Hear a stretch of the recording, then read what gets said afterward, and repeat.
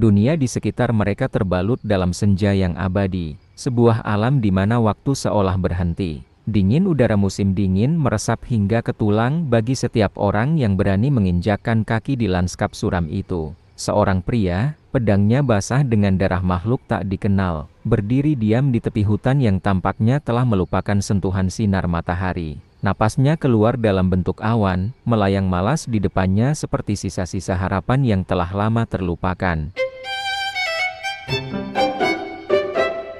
Pria itu tidak bisa disebut tua, tidak menurut ukuran biasa. Namun, kerutan dalam di wajahnya, garis-garis yang terukir oleh tahun-tahun penderitaan, menceritakan kisah berbeda, kisah tentang pertempuran yang telah dilalui, tentang badai yang diterjang. Dia adalah peninggalan dari tanah ini. Setiap luka adalah bukti tentang kelangsungannya hidup di dunia di mana hanya yang kuat yang bertahan. Saat dia menghapus darah dari pedangnya, inderanya terasa terpicu. Telinganya menangkap suara yang sangat lembut, begitu lembut, hingga bisa saja diabaikan oleh pria yang kurang berpengalaman. Tapi tidak baginya, dia mendengarkan, lalu, seolah ditarik oleh kekuatan tak tampak, dia menjauh dari jalur yang telah sering dilalui, menuju sumber suara itu.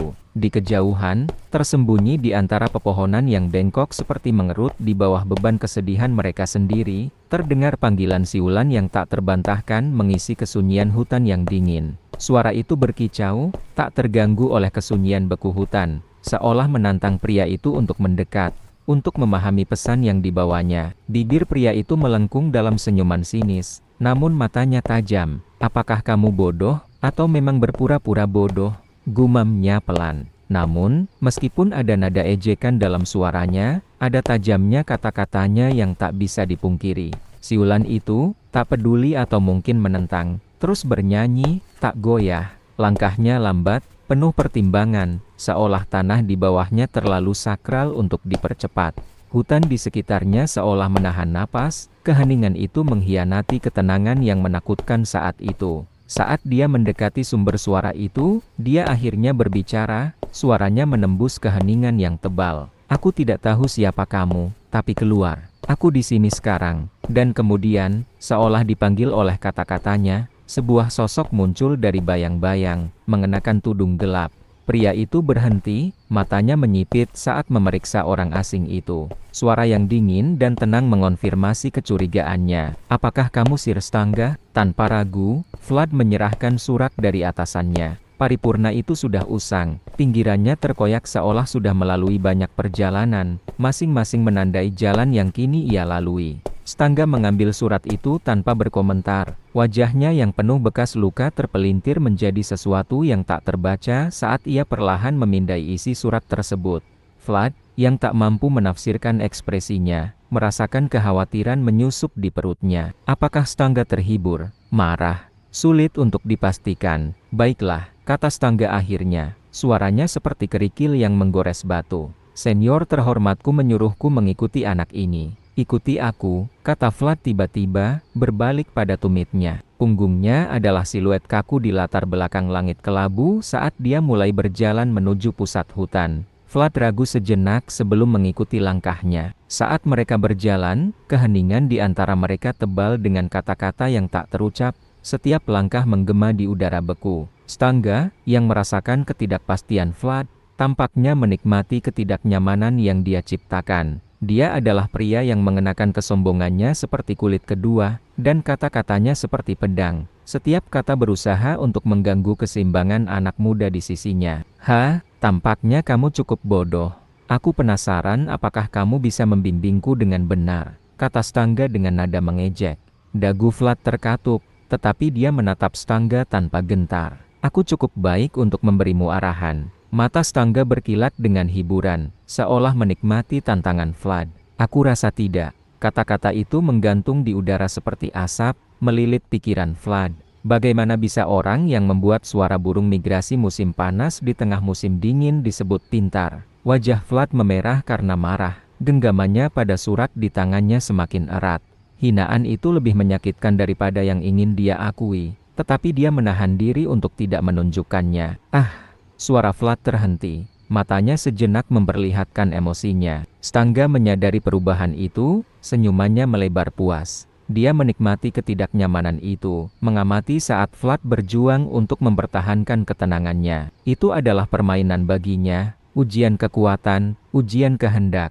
Jika kamu bahkan memberi petunjuk bahwa ini bukan jalan yang benar selama perjalanan kita, aku akan membunuhmu. Bajingan, kata-kata itu adalah ancaman. Tetapi ada sesuatu dalam suara Stangga yang membuat Vlad merasakan beratnya, seolah-olah itu lebih dari sekadar ancaman kosong. Itu adalah pengingat dari dunia yang mereka huni, dunia di mana kasih sayang langka, dan bertahan hidup adalah satu-satunya aturan yang penting. Stangga tersenyum sinis saat memandang Vlad, yang tak menyerah meski baru saja Stangga memberinya pelajaran. Kau lebih baik tidak kehilangan arah. Aku akan menghabisimu dengan satu pukulan jika kau melakukannya. Stangga mengingatkan, suaranya penuh ancaman. Kita akan berkemah di sini malam ini, kata Vlad dengan tegas. Kau tidak punya makanan? Tanya Stangga, melihat sekeliling, seakan mencari sesuatu yang bisa dimakan. Aku punya, jawab Vlad, tanpa ragu. Lalu aku? Tanya Stangga, sedikit kesal. Dia tidak menyiapkan lagi untukku, jawab Vlad, menunjukkan ketidaksukaan terhadap situasi itu.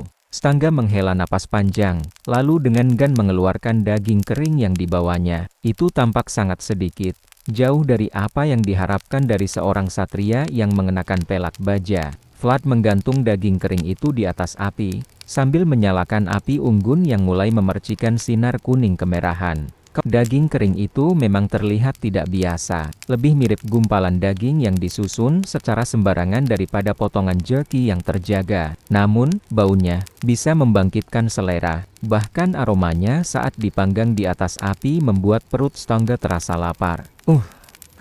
Ada pertanyaan untukku, tanya Stangga, mendekati Vlad yang sedang memanggang daging. Kenapa tiba-tiba bertanya seperti itu? Tanya Vlad balik, bingung. Aku akan menjawab satu pertanyaan untuk setiap potongan daging kering. Kesempatan seperti ini tak datang setiap hari, jawab Stangga dengan sedikit senyum. Vlad sedikit terkejut mendengar tawaran itu, tapi dia tidak menolaknya. Jika kau mau, tanyakan saja. Aku punya martabat seorang satria, bocah. Satria hanya menerima hadiah yang adil, jawab Stangga, sedikit menantang. Tapi kau sudah pensiun, kata Vlad, mengingatkan. Begitupun, segala yang telah kulakukan. Stangga berhenti sejenak, lalu menjawab. Nama, Stangga, kata Stangga, memulai percakapan. Usia, tanya Vlad, penasaran. 42. Hei, bocah, Stangga tertawa kecil. Tahukah kau bagaimana cara menggunakan aura? Tanya Vlad, menatapnya serius. Haha, sekarang aku paham, kau hanya berpura-pura polos. Stangga tertawa ringan. Vlad tak terganggu dengan tawa Stangga, ia tetap serius. Apa kau bisa menggunakannya, atau tidak? Stangga menyadari keseriusan Vlad dan mendengus pelan, lalu menjawab dengan berat. Tidak semua satria bisa menggunakan aura, dan Vlad mendesak. Meski mereka bisa menggunakannya, itu bukan berarti bisa digunakan dalam pertempuran yang nyata, jawab Stangga, menyeringai. Jadi, bisa atau tidak? Vlad bertanya dengan keyakinan. Ambil semua, Stangga berkata tanpa ekspresi. Apa? Vlad terkejut. Daging kering itu, jawab Stangga sambil menyodorkan jerky. Vlad dengan cepat menyerahkan kantong daging kering itu, takut jika Stangga akan mengatakan sesuatu lagi. Kadang-kadang, kau perlu menaikkan semangatmu, kata Stangga sambil melihat mata Vlad yang mulai bersinar. Vlad merasa hatinya berdebar kencang. Ia benar-benar bisa merasakannya esensi seorang satria, aura yang tak tampak oleh kebanyakan orang. Stangga merasa sedikit terbebani oleh pandangan tajam Vlad, dan ia meneguk ludah sebelum berbicara. Baiklah, lihat baik-baik. Vlad menerima daging yang sedang dipanggang oleh Stangga dengan mata yang berbinar, menanti apa yang akan terjadi selanjutnya. Shes. Stangga menarik pedangnya dengan kedua tangan. Pedang yang terawat dengan sangat baik itu keluar dengan lancar dan diam-diam, seperti seorang wanita terhormat yang mengulurkan tangan dengan malu. Kenapa kau menutup mata kirimu? Tanya Vlad, bingung. Aku harus membawa dunia milikku sendiri dari dalam jiwa, jawab Stangga, suara lembut. Vlad tak memahami kata-kata itu, hanya memperhatikan Stangga yang kini berdiri tegak. Seorang satria berdiri di bawah cahaya bulan, dengan api unggun di depannya. Namun, keberadaannya tak bisa tersembunyi meskipun ada dua sumber cahaya itu. Satria Stangga, dia adalah seseorang yang tahu bagaimana membawa cahayanya sendiri. Lihat ini, bocah, Stangga berbisik pada pedangnya, menciumnya dengan lembut. Itu adalah percakapan dengan pedangnya, seolah memberikan mantra untuk membawa dunia miliknya ke dunia nyata. Wah! Vlad terkagum, menyaksikan cahaya biru yang mulai berkilau dari pedang Stangga. Di dalam kegelapan yang menyelubungi lorong-lorong kota Shoara, perasaan gelisah merayap dalam jiwa Vlad. Langkahnya mantap, namun di dalam hatinya ada kegelisahan yang tak bisa diungkapkan dengan kata-kata. Stangga, yang mengikuti di belakangnya, hanya bisa merasakan betapa berat beban yang menekan dada mereka berdua. Mereka menuju ke arah yang gelap, penuh bahaya, dan tak terduga ke tempat yang bernama Roses Smiles. Rasa kotor, itulah yang terlintas dalam benak Stangga saat ia berbicara dengan suara parau, aku merasa sangat kotor. Begitu jorok. Vlad, yang tak menoleh sedikit pun, hanya mengangguk tanpa berkata banyak.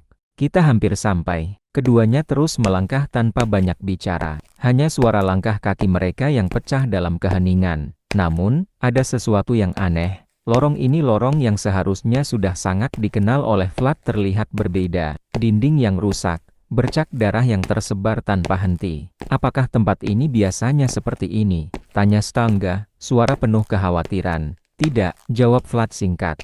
Dan meski ia mengatakannya dengan tegas, ada sesuatu yang mengguncang ketenangannya. Lorong ini bukanlah tempat yang sama lagi. Jejak pertarungan yang berat, darah yang masih segar, dan kesan kekerasan yang baru saja terjadi. Mereka melangkah lebih cepat, semakin dekat dengan tujuannya. Di depan mereka, pintu masuk ke Roses Smiles menampakkan diri, namun pemandangan yang mereka saksikan bukan lagi tempat yang penuh dengan tawa dan hiburan. Ruangan itu hancur, penuh dengan darah dan tubuh-tubuh yang tak bernyawa. Di tengah kekacauan itu, Vlad merasakan kepanikan yang mulai menyusup ke dalam dirinya. Marcella akan pingsan, pikirnya, membayangkan wajah wanita itu yang selalu begitu penuh senyuman kini tertutup dengan darah. Tapi ada hal yang lebih penting. Aku harus menemukan seseorang. Tenang saja, wanita yang kau cintai itu aman, Bella berkata dengan senyum sinis. Aku tahu semuanya. Vlad tak menghiraukan perkataan Bella dan segera menuju ke lantai 4, langkahnya cepat dan penuh tekad.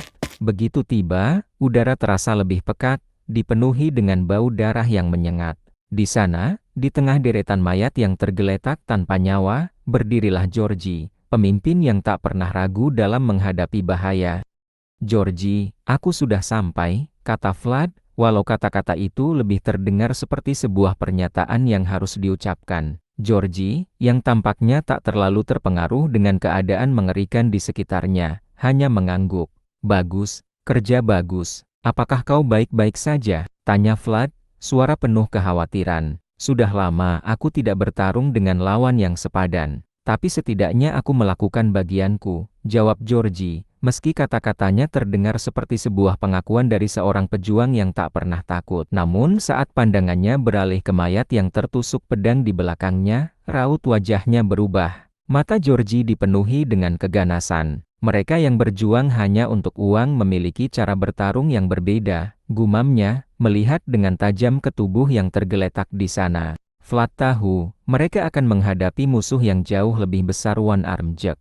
Ia harus segera bergerak, mencari langkah yang tepat untuk mengalahkan sang musuh. Aku sudah membawanya, kata Vlad, matanya kini mengarah pada Georgie. Dia seharusnya sudah menunggu di pintu belakang. Georgie mengangguk, senyum terkembang. Bagus, besok kita selesaikan semuanya. Kita harus bereskan masalah ini sekali untuk selamanya. Mata Georgie kini dipenuhi dengan semangat membara. Keganasan yang sudah lama terpendam, siap untuk meluap. Vlad berdiri dengan sorot mata tajam, ia berbicara dengan nada tenang, namun penuh keyakinan, menyebut nama yang selama ini hanya menjadi bayang-bayang, Stangga sang kesatria yang bisa diandalkan, yang dikatakannya mampu menggunakan aura. Dengan suara rendah namun penuh harap, ia mengutarakan keyakinannya bahwa besok, mereka akan menang. Georgie, yang duduk tak jauh darinya, menoleh tajam. Pupil matanya menyempit, seolah baru saja ditusuk oleh kenyataan yang tak terduga. Apa? Gumamnya dengan terkejut. Suaranya tak lebih dari bisikan yang tercekat. Ketegangan langsung merambat di udara seperti kabut yang menebal mendadak. Namun sebelum Georgie sempat bertanya lebih jauh, Vlad menoleh ke arah tangga batu tua yang mengarah ke pintu masuk. Suara langkah ringan namun tegas terdengar, naik satu persatu dengan ritme yang hampir menyeramkan. Vlad memicingkan mata dan bergumam pelan, hampir seperti menyambut takdir. Ah, sepertinya dia sudah sampai sekarang. Georgie memucat. Suaranya tercekat namun tetap memaksa keluar. Vlad, apa dia sungguh bisa menggunakan aura? Tanpa ragu, Vlad mengangguk. Iya, aku melihatnya sendiri. Namun sesuatu di mata Georgie berubah. Kilatan curiga bercampur takut menyeruak di balik sorot matanya. Ia mundur selangkah, lalu merogoh cepat ke pinggangnya. Suara logam beradu memecah kesunyian saat pedangnya keluar dari sarung. Dengan gerakan refleks, ia menarik Vlad ke belakangnya dan berteriak penuh kewaspadaan, "Sembunyi di belakangku." Georgie berdiri tegap, tubuhnya menegang, dan kini matanya membakar amarah yang tak bisa ditahan lagi. Ia berseru, suaranya menggema ke seluruh lorong batu. Stangga tidak tahu cara menggunakan aura. Seketika, dunia serasa membeku. Jantung Vlad berdegup keras. Tubuhnya terasa beku, bukan oleh dingin, tapi oleh kejutan yang mengguncang hingga ke tulang. Ia berbisik, nyaris tak terdengar, "Apa maksudmu?" Pintu kayu tua itu berderit pelan, terbuka seperti membuka gerbang ke dunia lain. Asap tipis menyelinap dari celah, dan dari balik bayangan, muncullah sosok yang membuat udara serasa menyesakkan. Matanya menyala seperti bara yang padam, wajahnya tidak asing, namun kini tampak asing dengan senyum yang mengandung luka, kebencian, dan kenangan masa lalu yang telah membusuk. Dengan langkah tenang namun penuh ancaman, sosok itu melangkah masuk. Di tangannya, sebilah pedang masih meneteskan darah segar. Suaranya dalam dan dingin, menusuk langsung ke dalam hati mereka. "Kau datang ke tempat yang cukup jauh. Lama tidak bertemu, Georgie." Senyum tipis di bibirnya tak membawa damai, hanya luka yang menganga, dan malam pun menyaksikan dimulainya kebenaran yang tak ingin dihadapi.